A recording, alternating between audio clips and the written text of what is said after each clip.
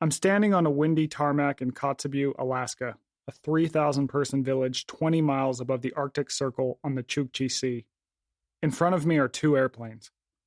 One will soon dump me deep into the Alaskan Arctic, a place that's generally agreed to be one of the loneliest, most remote, and most hostile on Earth. I'm on edge.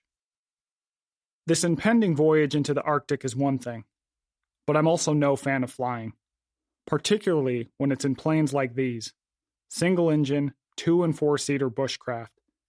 Picture empty Campbell's soup cans with wings. Donnie Vincent senses my nerves. He's a backcountry bow hunter and documentary filmmaker on this expedition with me. He sidles up to my shoulder, leans in, and lowers his voice.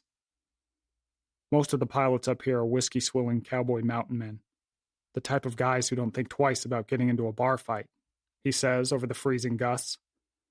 But just so you know, I booked the absolute best pilot I could. Brian is Top Gun. I nod thanks. I'm not telling you we're not going to crash and die, Donnie continues. That is a real risk, okay? But this guy is good. So the odds that we'll be in a plane crash are... My edginess amplifies into existential dread as I cut him off. Okay, I say. Got it. Commercial flying is incredibly safe. The statistics say you're infinitely more likely to die in a crash on the way to the airport than you are in the plane. But this rule does not apply to bush plane flights in Alaska. About 100 of these flights a year end in fire and brimstone, and the FAA recently released an unprecedented warning to Alaskan bush plane pilots after a spike in accidents. This year has been particularly bad. Fierce weather and thick fog and wildfire smoke have been messing with visibility.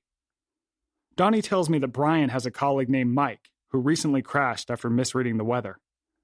Mike was lucky enough to walk away, but the plane had to be rebuilt. Once Brian drops us in the Arctic backcountry, we'll face more dangers.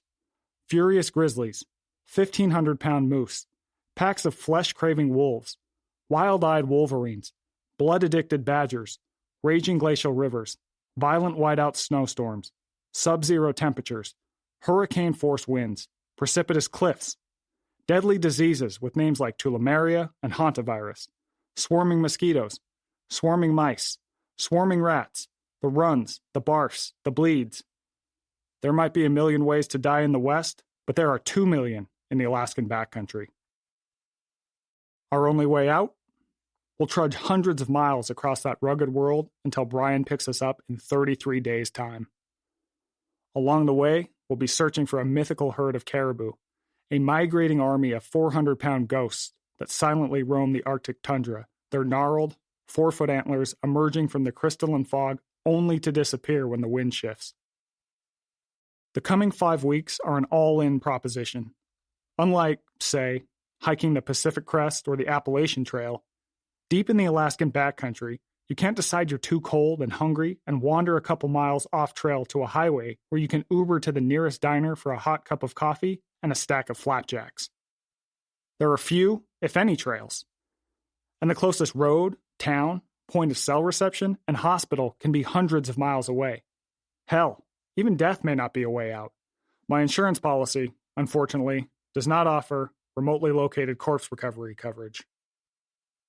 None of this sounds anything like my safe, comfortable life at home. And that's the point. Most people today rarely step outside their comfort zones. We are living progressively sheltered, sterile, temperature-controlled, overfed, underchallenged, safety-netted lives. And it's limiting the degree to which we experience our one wild and precious life, as poet Mary Oliver put it. But a radical new body of evidence shows that people are at their best, physically harder, mentally tougher, and spiritually sounder, after experiencing the same discomforts that our early ancestors were exposed to every day. Scientists are finding that certain discomforts protect us from physical and psychological problems like obesity, heart disease, cancers, diabetes, depression, and anxiety, and even more fundamental issues like feeling a lack of meaning and purpose.